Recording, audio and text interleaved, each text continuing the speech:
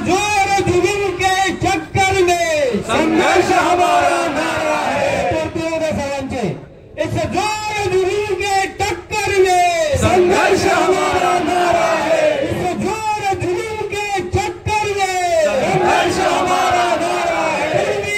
OBC एकजुटीचा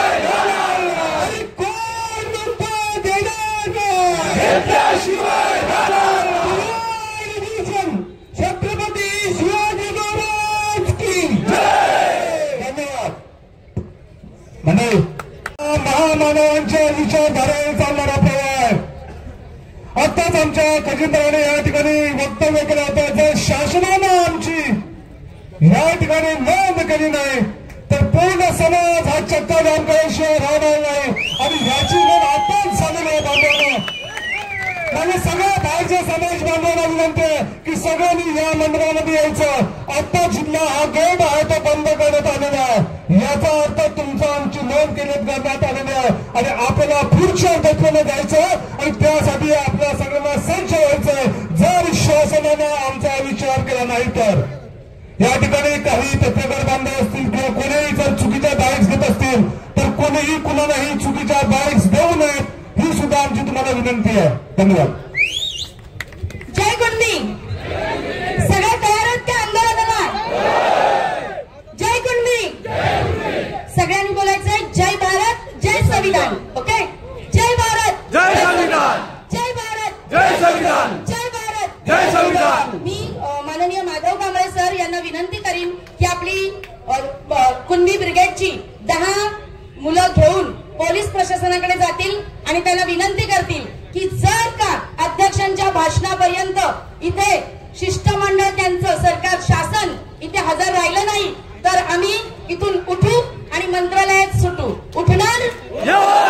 मग police प्रशासन जर ऐकत असेल तर त्यांनी सुद्धा आम्हाला नक्कीच सूचना करावी की जर त्यांचं शिष्टमंडळ येत असेल तर आम्ही अध्यक्षांच्या भाषणापर्यंत फक्त वाट पाहू, नाहीतर आम्ही उठा म्हटलं तर उठू आणि उठताना संविधानाच्या प्रस्ताविकेचे आम्ही शांतपणे वाचन करू आणि इथून मंत्रालयात जाऊ आणि जोपर्यंत हक्क आणि अधिकार मिळत नाहीत तोपर्यंत तिथून उठणार नाही आणि त्याची जबाबदारी शासनाची आणि जर का कोणावर केस झाली, हल्ला कोण झाला त्याला आम्ही जबाबदार राहणार, कारण की हा आम्हाला संविधानाने दिलेला मूलभूत अधिकार आहे आणि तो आम्ही इथून घेऊन जाणारच।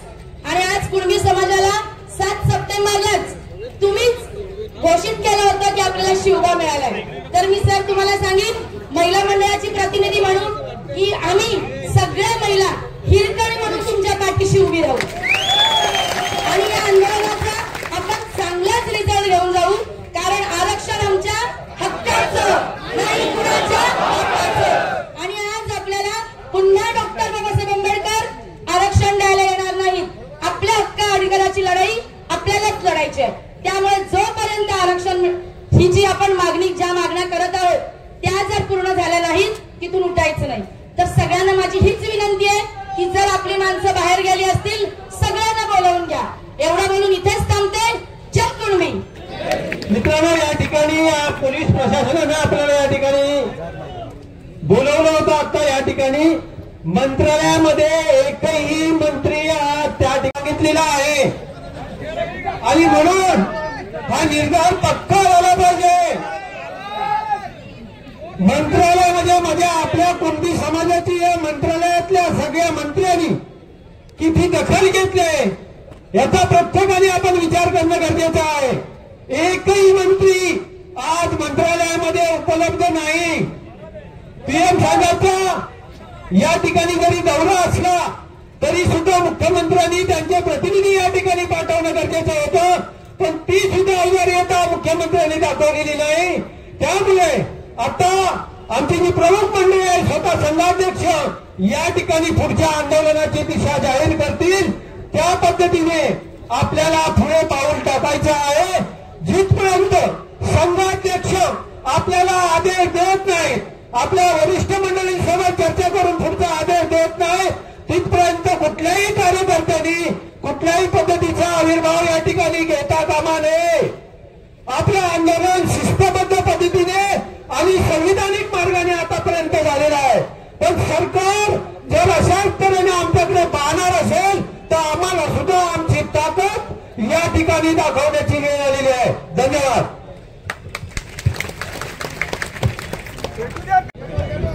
आम्हाला फक्त इथून आव्हान झालेलं आहे.